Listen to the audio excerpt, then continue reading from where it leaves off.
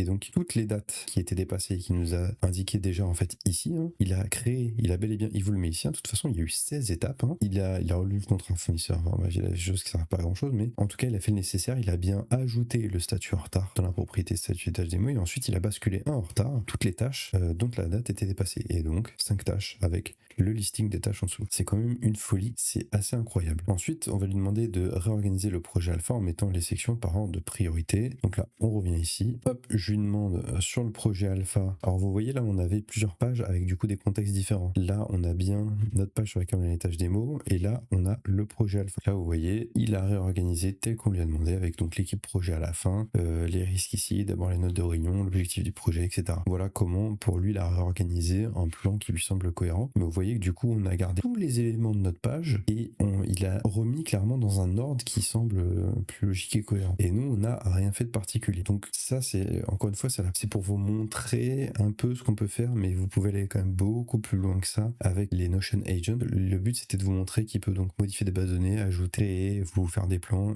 Après on a d'autres éléments plus tard qui sont un peu liés au Notion Agent qui vont arriver, mais déjà ça c'était les premiers points importants à voir.